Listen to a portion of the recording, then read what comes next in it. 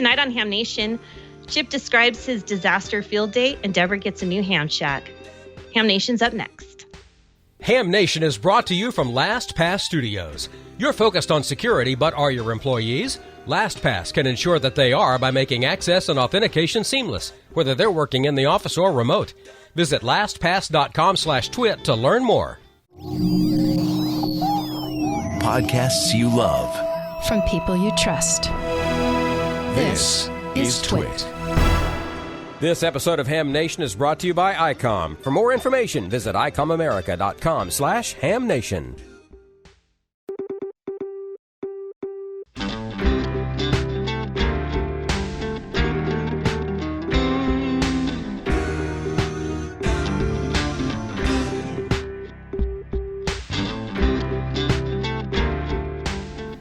This is Ham Nation, episode 464, July 29, 2020. Chip, K7JA, around the world. Good evening. Welcome to another episode of Ham Nation. I'm George, W5JDX.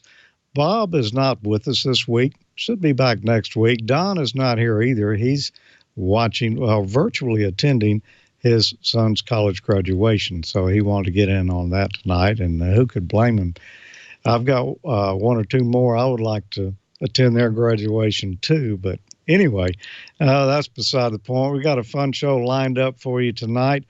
Over on the left-hand side, we've got Gordo out in Costa Mesa. Gordo, how's it going out there? We are fine. And I say we, that's why we're wearing masks. We encourage all of you, let me get my mask properly adjusted. We encourage everybody, anytime you're working with fellow hams, wear that mask. With me is Chip Margelli, K7JA. Hi, Chip. Hey, Gordo. And we're going to have a fun time tonight looking at all that can happen at Field Day this past pandemic, things that go right and things that, well, you'll see. Back to you, George. Okay, Gordo. Well, we can't wait to hear what Chip's got to bring to us here. I'm sure he's got a lot of experience working field operations, and especially challenging, the ones that he works with you. So we've got Amanda coming in a little early tonight since Bob and Don aren't here. We've got an extra seat there just for Amanda. How are things going out in Colorado? Actually, they're going excellently. Right now is monsoon season, so we get afternoon storms almost every day to help cool us down and put a little bit of moisture down on the ground, which we all love. The only thing we don't like is some of the lightning that comes with it. But other than that, we're doing great here. Back to you, George. Oh, and I'll be taking your questions tonight, by the way. So send them to me in the chat. Good deal. Yeah. Send them into those questions because we know there's got to be a few out there. And with Chip here, we want to get in as many as we can tonight. Well, we've got a video coming up a little later in the show tonight. Randy was visiting with his local club, and they had a worthwhile project going on there, and he shot some video of that, sent it to us. So we're looking forward to seeing that a little later. Some good tips in there, too. I won't give it away, but one in particular I hadn't thought about, but made a lot of sense. Well, Gordo, what are you and Chip up to tonight? We are doing just great. And again, these masks are not silly. They are the real thing. And we encourage all of you, whenever you're working with fellow hams, even good buddy like Chip Margelli and Gordo, we always stay masked up. So, Chip, what are we going to look at when it comes to Chip Margelli short shots? Chip? Well, we're going to talk about Field Day 2020, which was, I think it's fair to say it was a field day unlike any that we've ever experienced, times being what they are. And everybody's experience was different this year, mine included. And I think it's going to be quite the look. It's very different, and we hope that it'll be sort of back to normal next year, Gordo. There you go. Well, Victor, if you'll go ahead and roll them, and here we go with everything that can happen at Field Day, huh? Well, Gordo, I've done a lot of field days over the years, and you think that experience would get me prepared for everything. I mean, there are some obvious safety things like don't connect the red to the black and the black to the red. That can have some bad experiences. But every now and then you run into an experience where it never occurred to you that you had to worry about that. Some years ago when we did the DX Carib cruises in the Caribbean, I brought extra antennas, extra radios, extra coax, lots of connectors, lots of tape, lots of WD-40. I thought I had everything covered, extra bow tie for the tuxedo. And then the ship came in and it didn't have air conditioning. Ooh. And I suddenly realized that I had never planned for what are we going to do if we can't put to sea on this cruise? And this year was something like that. The minute you think that you know what you're doing, you don't. Well, there are obvious things through the years. Yeah, folks, it's not a tilt-up mast. It's a push-up mast, and it's gonna tell you that it's not a tilt-up mast. And of course, you know better than to have a chili cook-off on field day because of the blazing saddle syndrome. You don't want to do that in a closed enclosure there. But through the years, since I am a field day junkie, I bring a lot of stuff. This is what my front yard typically looks like before it all goes on the car. And of course, most of it actually ends up fitting on the car. The stuff that doesn't gets piled on even further. And this year, it had a rough road to go up, and somehow everything stayed on board. This year, we had a small group of just 4 of us. We were wondering about how to do a pandemic field day. Obviously, you can't have 50 people under a tent. That's not going to work. So we decided we would gather 4 people together and end up with 4 transmitters, as it turned out. So nobody was sitting in close proximity to somebody else. And we decided to go up to Mount Waterman, which is a ski area just north of Mount Wilson in the Los Angeles area. And there I am at the base of the first #1 chairlift at the ski area. The top of it is at 8,000 feet, which has a pretty good view over Los Angeles, especially for VHF. Oh, yeah, we worked several hundred guys on 2 meters FM. It's quite the place. So we got up there, and there are a couple of my cohorts, Bob AA6PW on the ground, and Arnie N6 Hotel California up on the roof. And they are working diligently on a 2-element 40-meter beam that's made out of fiberglass fishing poles and wire. And it's a design that we've used for years, and it works very well. And it's very light, as you can imagine, with the fishing poles and wire. And in the wind, the fiberglass just kind of sways and bends and doesn't mind the wind at all, which this year was kind of important. We also had a C3 Force 12 antenna that we've had for many years. That was our standard antenna for 2015 and 10 on the CW side. We come down through a triplexer, and then we can run three radios separately. And we kept a lot of radios on site, and everybody had their own headsets.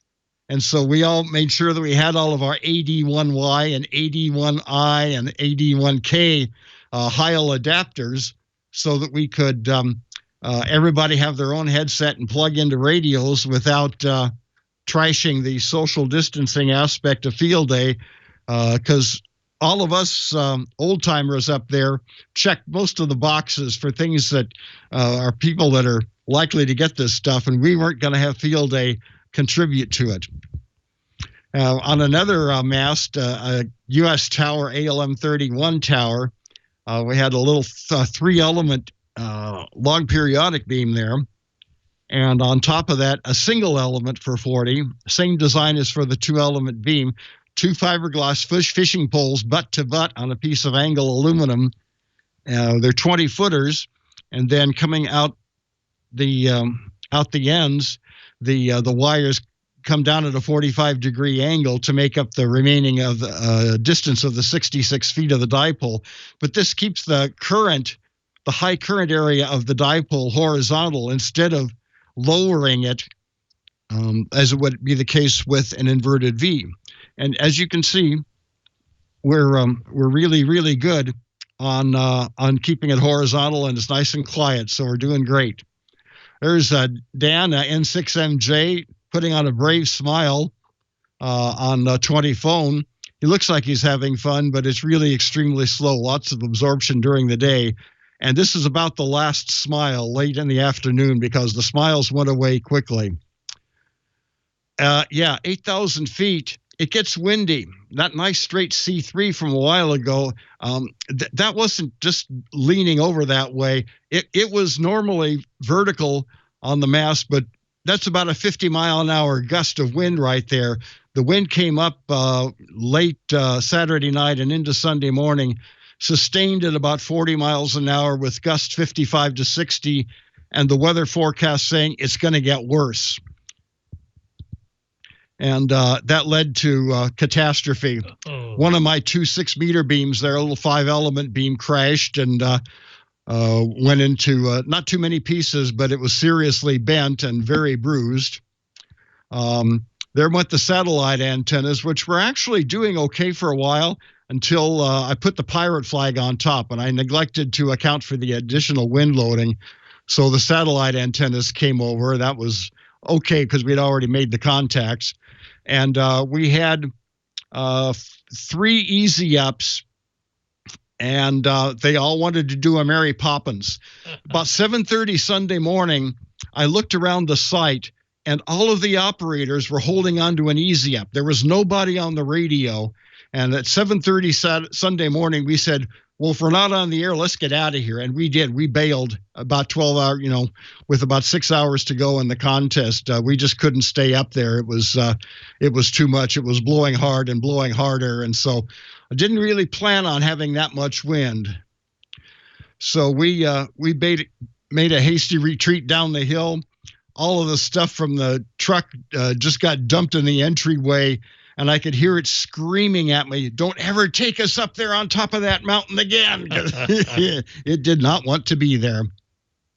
Fortunately, there are always ways of recovery, and this is a new 5-element beam that I put together from the pieces of the 2 6-meter beams that I had originally. Two crashed beams end up to make 1 surviving beam, and that will be the one for next year. And at this point I can say wait till next year. Took me a month to even think about field day next year because it was too painful, but I'll be out there raising Cain and having a good time. So that was the report of the N6 Hotel California aborted field day. Our score is terrible, but we're all speaking to each other, and everybody got off the hill safely without falling asleep or anything like that. It was a heck of an experience, and no more mountaintops for Chip. I imagine you'll be going up on more mountaintops soon. What have you got there, Chip? Well, this was one of my antennas. This was one of the satellite antennas that crashed, and it's a terrible tragedy, but a little work on the vise, and this poor thing will be back and ready to go to town, making more contacts next year. But we got our 5 satellite contacts on the first pass, so no harm to the score, as bad as the score was anyway. Oh, that is terrific.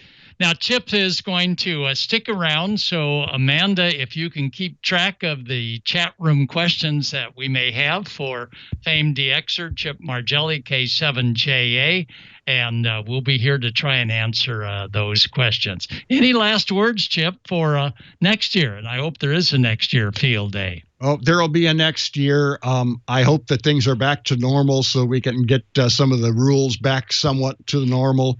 And we're just looking forward to it. All the broken pieces from this year are getting reconstituted into new antennas for next year. So we'll see how it goes. But I tell you one thing, the years are creeping up on me. I'm getting too old for this stuff.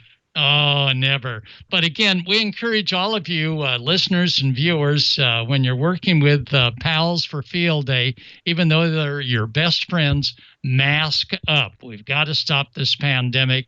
So no matter where you are, even right here in the recording studio, wear your mask.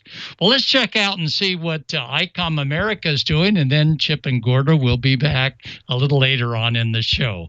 ICOM America. Get out and be active with ICOM's new IC705 and its optional multifunction backpack. The IC705 is your perfect QRP companion as you have base station features and functionality at the tips of your fingers and a portable package covering HF 6 meters, 2 meters, and 70 centimeters. This compact rig weighs in at 1 kilo or just over 2 pounds. With RF direct sampling for most of the HF band and IF sampling for frequencies above 25 megahertz. 5-watt battery operation with BP272 or 10 watts with a 13.8-volt DC supply.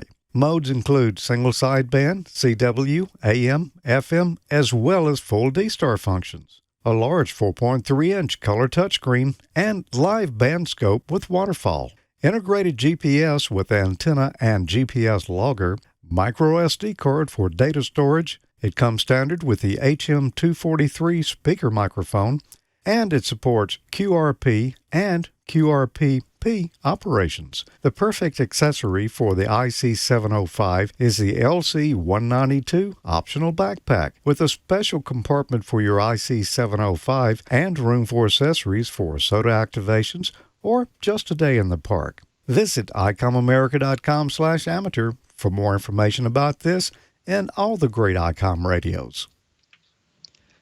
And ICOM wants to remind you to register now for QSO Today's groundbreaking virtual Ham Expo. The expo will be filled with virtual exhibits and guest speakers, all from the convenience of your computer, tablet, or smartphone. Visit QSOTodayHamExpo.com to register. And as you know here, a long-standing tradition, after each episode of Ham Nation, we want you, but yeah, we do. We want you to go to ICOMAmerica.com/HamNation and register to win some great swag prizes like T-shirts and hats. And while you're there, you can learn how you might win in the monthly grand prize drawing for a new radio.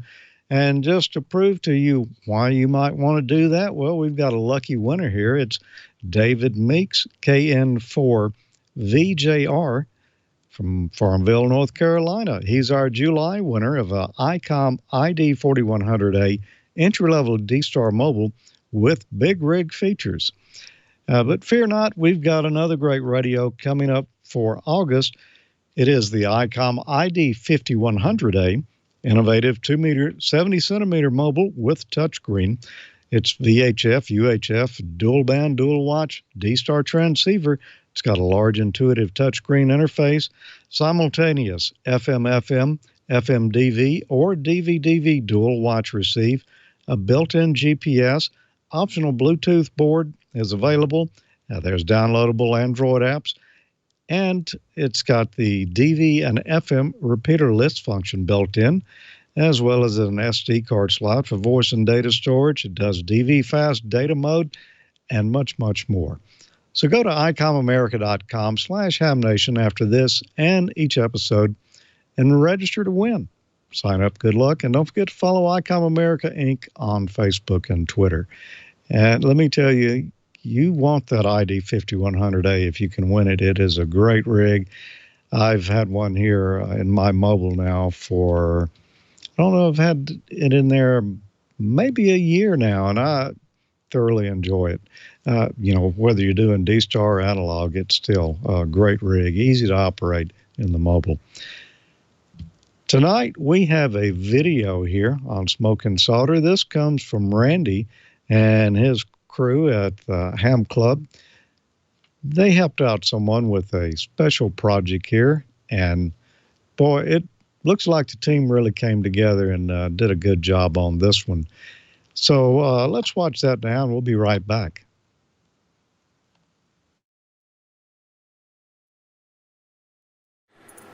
Good morning, this is Randy, K7AGE. I'm here with Andy. November 7th, Sierra Golf Victor. And also Deborah. KI7 Whiskey Echo Golf. Okay, so Andy is the Pelican Bay Amateur Radio Club's president. And Deborah is newly licensed. How long now? I have all 3 licenses. I've had them for about a couple years. So you have extra? Yes, I do. Oh, wow. Cool. My radios have been, I've had them one for 2 years, one for 1 year. But my husband became ill, so we had to leave. Oh, okay. Andy has stepped in and is helping me get it together, and I am so excited. And I'm excited about you being here because I've looked at your videos. Thank you. So thank you. So, Andy, what is the club doing today here? Today, the club got together and we're building Deb's radio room. So, and when I say building her radio room, the husband did build the shelf. We got the desk in there. She's got 2 radios. We're going to be installing a Yaesu FT847 for VHF, UHF, and satellite. We're going to be installing an ICOM 7300 for HF today. We're going to be doing all the grounding. Each piece of equipment is going to be grounded.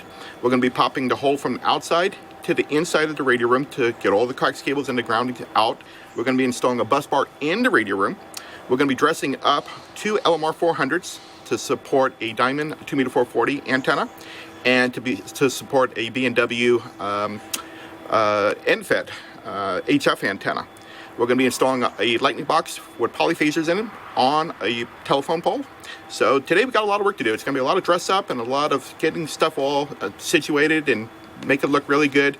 And then next week we have a lift coming in, and the lift will get me up in the air on top of the pole, so I can hang the antennas. So we won't be quite radioactive today. No.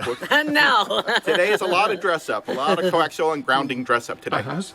You're going to have a really nice station that you can use and live and work with for years, and a lot to learn. My retirement hobby. Your retirement hobby. And also, is your husband a ham? He is not. He is not? No, he is not. It's strictly my interest. So how did you get interested in to becoming a ham? Intellectually, it interests me. I don't know what else to say. Okay. I have no experience. Honey, we're filming. No experience, no background, like most of you all. So I come at a distinct disadvantage. Well, there's lots but to I learn. love it. I love it. You're great with the club. Yeah. And what's happening at 12? Oh, at 12, my husband, Francisco, is going to be presenting. You want to tell what you're presenting today for the group? Oh. Hi. Camera shy. Oh, okay. But I can do a little cooking. Okay. So we have beef and chicken to grill, marinated for a couple of days. Mexican rice, Mexican beans, pico de gallo with some guacamole. That's it? Chips, tortillas. Oh, and for those who can't handle that, we have hamburgers and hot dogs. Thank you, Francisco. Thank you. So the club members are starting to arrive. So we've got a busy day. So we'll touch in with everybody who's working on the project and see how it's going. Excellent. So, Thanks, Randy. Thanks. James, what are you doing here? I'm putting a dual band, was it X510 HDM antenna together. Okay. And hopefully you might get it put up today, if not maybe tomorrow. Yeah, it goes on that pole out there, so I think that's maybe next week from what I understand. So. Yeah, hopefully. But getting it all assembled here. Oh, yeah. Yeah, my second one, so it's fairly easy. Getting ready to cut the hole. Getting ready to cut the hole.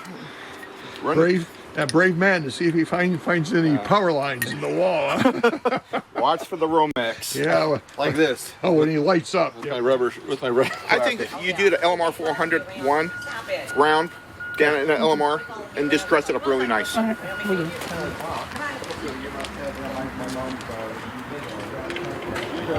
you can do your dress up. You start your dress up. You can do it like that. And this is the flex stuff. This isn't the hard LMR 400. This is DX Engineering's. It's equivalent to the LMR 400 times. Same stuff, basically same stuff. Connectors. That's what I got. Yeah, it's good stuff. I really like it. It's flexible. It's easy to work with. If you were to open up these walls here, this is like here, and this is code. This is code. So when you're coming across over here and you're looking to pop your hole, you need to measure it and know that right here is a Romex. It's coming around here, and it's going to come all the way around, go in on an angle, so we have a drip, okay, no water comes in, and pop your hole. All right, so here's the test hole.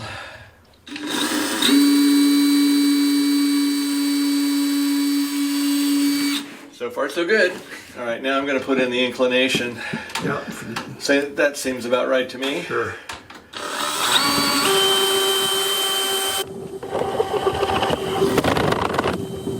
We're going to put the hole saw on. Put the hole for the PVC tubing. Seem about right? Yeah, I guess so.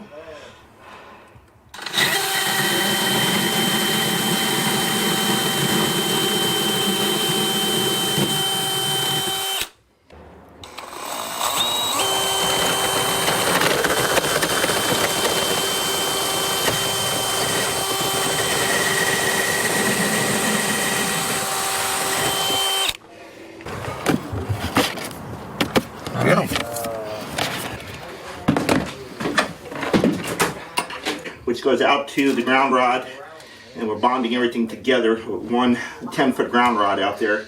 We'll come in here, we'll tap this. Then what we do is we put a braid all the way underneath where all the radio equipment's going to come all the way around. Do not connect it together, or you got yourself a nice hot loop, and each piece of equipment will come off of the ground to the braid, to the bus bar, out to the bonding ground rod. So everything in here and everything out there will be grounded. Lynn's out here mounting the coax along the edge of the roof here.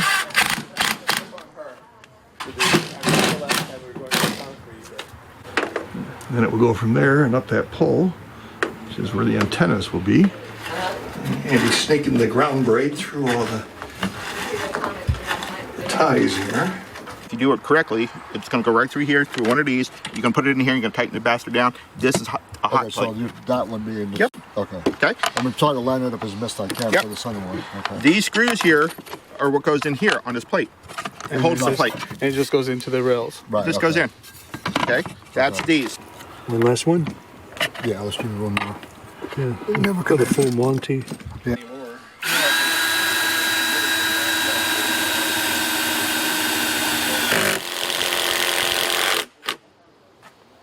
That's a very convenient place. The 7300 and the FT 847. Correct.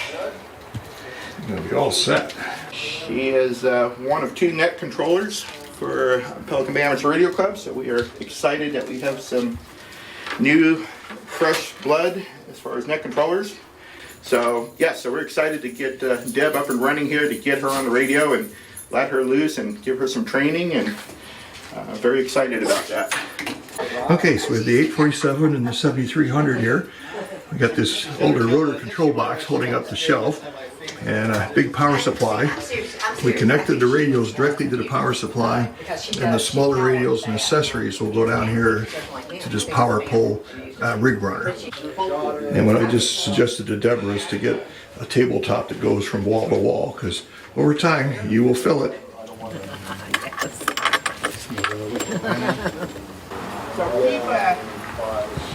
Okay, the only thing left to do today is to seal up the conduit. Some RTV, silicone. We got the radios in and powered up. So that's all for today. Next time we'll put up the antennas. Then we'll be radioactive. I think the work crew's going to eat good here today. Yeah, let's hope. Yeah.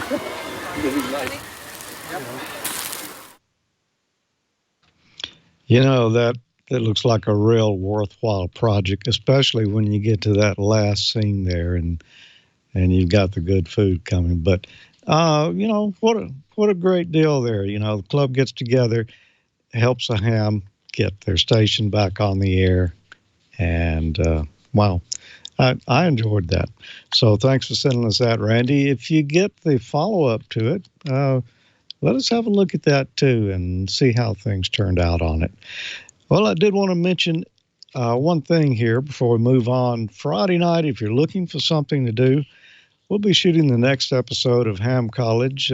Professor Thomas and Dean Martin will be presiding there. It's Friday night at 8 Central Time, 0100 UTC at live.amateurlogic.tv, and we're studying right now for the amateur radio VE questions. So, there's a number of those on the exam for extra, and we'll be taking a look at those. So join us Friday night if you want something to do and ham radio related.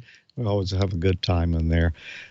Well, now it's time for the man who's got all the news that you need in ham radio, or at least the part that he's going to present to us tonight. You can get the whole story from Amateur Radio Newsline, the full podcast. But here's Don with tonight's Amateur Radio Newsline headlines.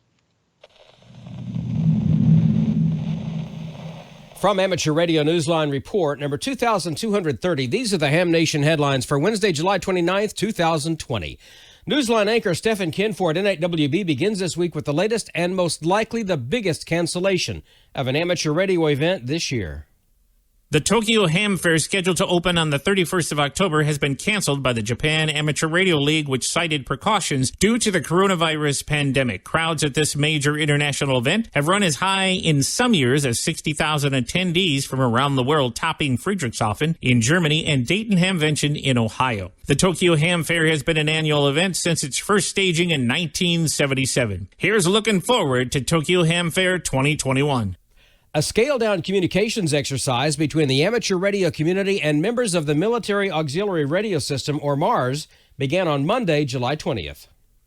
As Amateur Radio Newsline went to production, ham radio operators and MARS members were wrapping up an HF skills exercise that ran from Monday, July 20th to Friday, July 24th. Army Mars Program Manager Paul English, WD8DBY, told Newsline that tens of thousands of hams around the country were instructed to listen to WWVH and WWV twice a day for instructions on monitoring 60 meters. Mars members reached out on that band, seeking meteorological information around the various counties' traffic information, detailed reports about local utilities and outages, as well as any road closures. Paul told Newsline that 99% of the time, the ham's subsequent reports to Mars members were expected to contain simple factual information indicating everything was fine. Mars members were also communicating with hams in the Automatic Link Establishment and the Salvation Army Team Emergency Radio Network. He added, quote, "This is about practicing skills and procedures, not the information content. Even under non-emergency conditions," he said, "the partnership is necessary for Mars to be successful in its mission."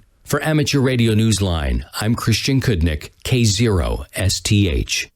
In the UK, perhaps one of the very few benefits to emerge out of the global crisis with COVID-19 is more hams.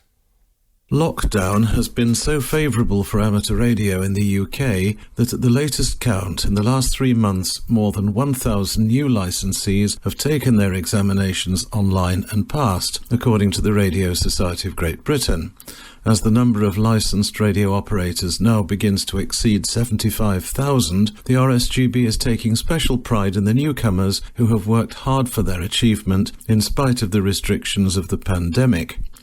To celebrate their success and to inspire others, it has created a new webpage sharing their stories as part of the Society's campaign, Get on the Air to Care. One of the newest foundation licensees is a 10-year-old boy living on England's northwest coast. You can find the link on the Society website at rsgb.org. For Amateur Radio Newsline, I'm Jeremy Boot, G4NJH. And that's all from the Amateur Radio Newsline, your independent source for amateur radio news for 4 decades and counting at arnewsline.org. With Stephen Kinford, N8WB, Christian Kudnick, K0STH, Jeremy Boot, G4NJH, Karen Eve Murray, KD2GUT at the news desk in New York, and our news team across the globe. I'm Don Wilbanks, AE5DW. 7-3. We'll see you next time here on Ham Nation. 7-3, Don, and we will see you next time. Well, Amanda, have you got any questions in the chat room there with an excellent guest like Chip here? There's bound to be some questions. Oh, man. Well, the first one, thanks for joining us, by the way, Chip. People consider us celebrities on this show, right, George? But I think Chip's a bigger celebrity than all of us. Oh, yeah. Oh, I've Chip. had my picture in more post offices than just about anybody on this show. Front view, side view, and numbers down here is not my call sign. Oh, I don't know. I'm kind of talking about this incident. You were invited on the Tonight Show. Is that correct? Back in 2005. Some of our newer viewers and newer licensees might not know anything about this. So tell us, how did you, and I can't remember who was with you, I apologize. Tell us how you got invited and what you did. Well, it was Ken Miller, K7JA. The producers of the Tonight Show were having, weekly meetings about some of the things they were going to do. And they had this skit that was coming up that was going to do some silly competitions. And they had the number one peanut thrower, the guy that can nail a bag of peanuts right into the right person's hand, 14 seats down, versus the fishmonger from the Pike Place Market in Seattle that can nail a 20-pound coho salmon right into the hands of the butcher or something. I mean, this is great stuff. And one of the producers is a ham, or was a ham, and at the time in this group, and they had recently become aware of a competition that was done in Australia between a 94-year-old ham and his smart aleck 11 or 12-year-old granddaughter with her cell phone, and just she was really quite proud of how fast she could send a message. And one thing led to another, and they decided it would be kind of cool to do this. Their original idea was to use American Morse, clickety-clack, like they used on the railroad. And unfortunately, finding two living, breathing souls on short notice that could do this, never mind several standard deviations of, is this going to work on the show without any pauses in the filming, that's led them to do some inquiry about what it would take to get ham radio involved in this, and a couple of phone calls around the industry, and suddenly my phone started ringing. And the producer said, well, here's our predicament. And I thought about it for a second. I said, well, I can provide two portable radios on batteries with backups completely off your grid, two Morse code sending devices, we call them keys, headphones and speakers if we need them, and probably even come up with period outfits. And there was this long silence, and the producer said, well, this is Wednesday. We're shooting Friday. How can you do this? My response was, this is ham radio. It's what we do. And then there was another long silence, and he said, how about 11:30 Friday morning? And I go, for what? He says, well, for a limousine to pick you up so you can be on the Tonight Show. And I go, no, wait a minute. I told you what I could provide for you. And he said, no. You're the perfect guy for this. We've got the other fellow here. And it turned out to be Ken, K6CTW, who actually is a clickety-clack Morse guy and a wonderful CW operator. And so one thing led to another, and off we went and did the show. And thank goodness the cameramen or camera women there at the Tonight Show were very capable, because they couldn't see the puddle I was leaving underneath that table. It wasn't the 11 million people watching the show. It wasn't the people in the band banging on the drums and everything. And it wasn't all the folks in the audience screaming and giving me QRM in the shack. But this was Friday afternoon, Friday the 13th, mind you. And the following week was Dayton Hamvention. And if I screw this up, just shoot me now, because I would never hear the end of it. That's what happened. That's for sure. If you would have failed, Dayton would have roasted you big time. Just shoot me down, bury me 10 feet deep, 12 feet better, so they can't find me. So, and we have listeners that listen and they don't watch this, so I just want to make sure we mention Chip 1. He sent his message faster than a text message. Now, this was in 2005. So, you had to sometimes triple hit those buttons, the numbers, to get the right letter. So it was a little bit slower back then. Well, but you guys did great. And I didn't see that video until probably 2010. I had no idea about this. People started putting it on Facebook and stuff like that. And that's where I saw it. And I thought, this is the coolest thing. Now I get to interview the guy that did it. this is even cooler. Chip, go ahead. Anything else you want to fill us in on? Did you get anything else from the show? Catering, all that good stuff? Was it a great time? Oh, yeah, they had a nice barbecue out. They were having some special event out in the parking lot, which is, strangely reminiscent of what we're doing these days, eating outside in parking lots. But it was great. Mr. Leno was very down to earth, just completely straightforward, not full of himself at all. He knows he's the lucky guy among 10 million guys with a shtick, but he managed to make it happen. And as many of you know, he never spent a penny of his earnings from The Tonight Show. He saved every penny of it. So he's a very down-to-earth guy and very, very personable. Enjoyed meeting with him and had a good day. It sounds like a fantastic time, and what an opportunity. That you should have retired from ham radio right then, because that was it. That's your I didn't know I career. was that old. But it was great fun, of course, then the following weekend at Dayton, because that was a big buzz. And, everybody had a smile on their face when they came to our booth where I was working at the time. And, nobody was belly aching about their broken Pfister valve or whatever it was. And so it was a very positive experience. And it was good for ham radio to remind everybody in ham radio that, what we do is relevant. And when everything goes to pot, we've got little dots and dashes we can send that'll get the message across. That's great. I do have to ask about the outfits. I take it the producers decided you guys would look excellent, looking like banker accountants.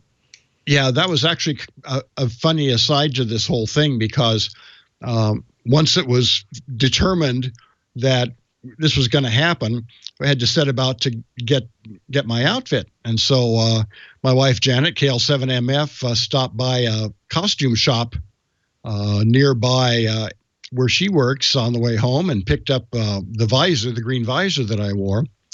And then later that night, we went to a tuxedo shop. Now, this being the month of May, we're talking prom week kind of crowd. And so the poor staff there, they were in deep trouble. I mean, there were teenage girls that were crying their eyes out because their boyfriend's outfit didn't get done the proper size, and something his I don't know, his bow tie wasn't right, and they were just frazzled. The place looked like a war zone. There were clothing thrown everywhere. And we walked in there, and I walked up to the counter, and there's this vest that's hanging right by the check stand, and I go, that's interesting, and I tossed it on. There wasn't any tag on it indicating it had been sold. It fit perfectly. And so the gal came up and said, "Yeah, what do you want?" And I go, "Oh, it's okay. It's very simple. I want to buy this vest." "Okay, what else?" "Nope, just want to buy this vest." Nobody just wants to buy a vest this week. This is a war zone. I said, "No, that's all I need." So she wrote me up. She said, "Thank you, thank you, thank you." And I said, I realize it's been a rough week, but if you stay up late tomorrow night, this very vest that I am buying from you is going to be on The Tonight Show with Jay Leno. And she goes, "Yeah, right, buddy. Sign the credit card thing." So, of course, a couple of weeks later, Mr. Leno was very kind afterwards, let us get our pictures taken with him. And so I made her a refrigerator magnet with the picture of the three of us on there, and walked in. She came out from the back room, and she stopped in her tracks, and she looked at me because, guys, here he is. I told you I sold that vest. Here he is. He's right here again. Because nobody believed her. They said the same thing. "Yeah, right. You sold something that's going to be on The Tonight Show." So, yeah, it was pretty fun. We made it happen. It's ham radio. That's what we do. It looks like it was an excellent time, and thanks for sharing that story. I think that a lot of people, me included, had no idea how you got on there, or why, what, when, and where. So we appreciate that. All right, Chip, let's talk some real ham radio. Not that wasn't real ham radio, by the way, but let's see. Oh, so KJ4CMY David says, "Please ask Chip if he still had fun at this field day despite all of your woes." Well, it's like any field day, I suppose. On the whole, yeah, had a great time. It's kind of tough when you're putting a competitive field day station together, and this group that we have with Bob AA6PW and Arnie N6 Hotel California and Dan N6MJ and myself, we're sort of the core of a very competitive group. And we try to win our division every year, or at least have enough fun trying to where we don't care if we don't win. But yeah, on the whole, it was fun, but it life lessons. It's all well and good to be on top of a mountain, but on top of a mountain is kind of a rough area, and you look at the antennas that are up there, and they're all very ruggedized. Well, there's a reason for that. And it was great. It was beautiful at night, and the owls were singing at us and everything. But boy, when that whoosh started, it didn't stop. And I should have known 10 years ago, I did another operation from another mountaintop at about 9,100 feet. And we had 18 hours a day of 50 miles an hour or more. And I'm just glad I had big, heavy radios. Otherwise, my tent and everything with it would have done a Mary Poppins off into the valley by 29 Palms. So, yeah, mountaintops are great, but and I can't even describe to you what kind of furies we've had up in Wyoming with the WY7FD field day group. We got blown off that mountain, too. So this was the third time I've been blown off a mountain, so I've had quite enough. Oh, come on, Chip. I'm a Coloradoan, so our field day site is at 10,000 feet, and that's pretty low. So we have a great time up there. And the wind, it does pick up in the afternoons, about 2 o'clock or so. It starts blowing until about 6 p.m. So right about the time you're ready to eat dinner, it kind of slows down. But I know what you're saying, and especially in Wyoming. So don't give up on those mountaintops. And it's all dependent on pressure gradients and things like that. And we had changeable weather at that time, and that's all it takes to set it off. And it was really getting ugly up there. I mean, we were sitting there holding on to antennas as we were taking them down, and a dust devil came right through, and it just went whoosh, whoosh, whoosh, whoosh, whoosh, whoosh, whoosh, whoosh, whoosh, and we go, uh-oh. I'm glad I'm holding something heavy. And not only that, but it will usually come up right when the bands are open. So absolutely. I mean, that's the only time it's going to happen. Or, the afternoon thunderstorms. Oh, 10 and 15 are open. Oh, hold my beer. Mother Nature is going to come in. That's field day for you. So give us your background a little bit more, Chip. When did you get into ham radio and why? Well, I got into ham radio in 1963. And my grandfather had an interest in it, although he was not a ham at the time.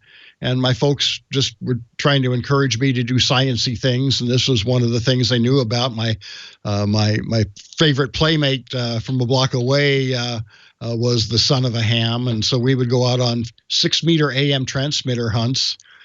And I early on was just interested in DXing. And so I got on and, I made 4 DX contacts while I was a novice, but it was bottom of a sunspot cycle, and that was actually a pretty good result. And it went from there. In the mid 60s and late 60s, I got very seriously into contesting.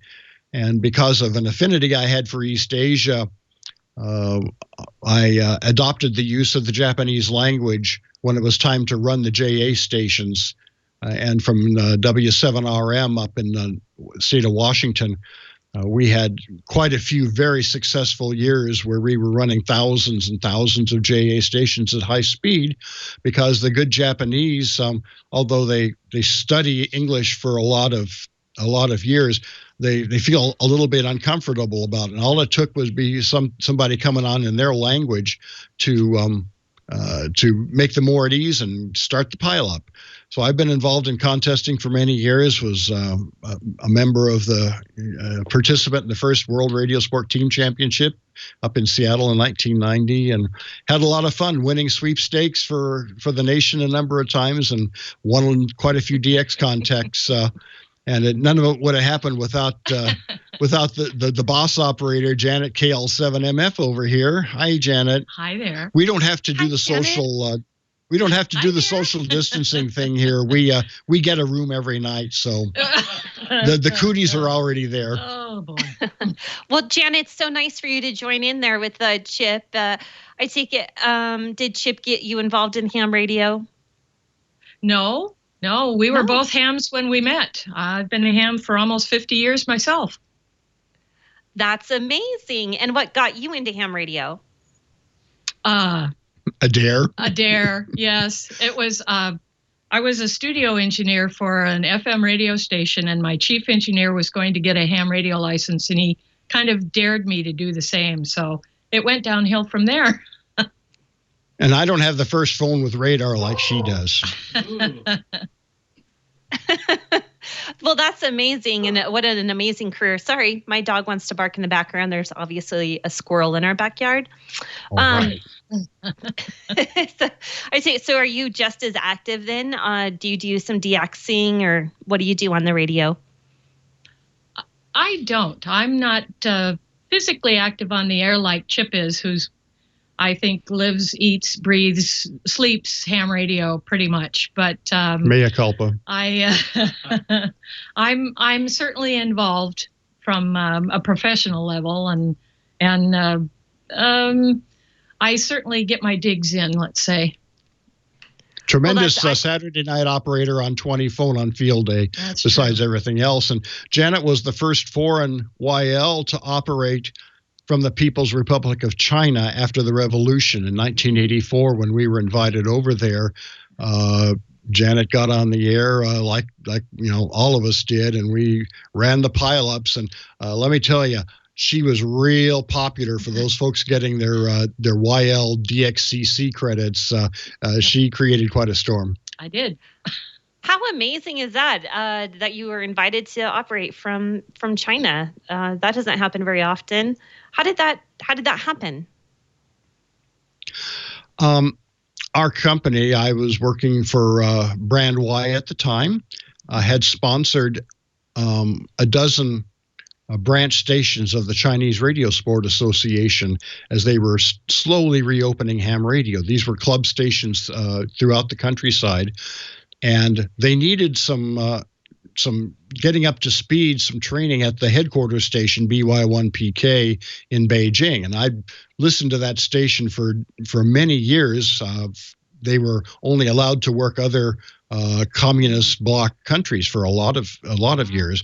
But once the decision was made within the purview of the Chinese, the All China Sports Federation, that amateur radio should be reborn, they invited us over to help train the first group of supervisors at BY1PK, who in turn we were teaching the teachers basically.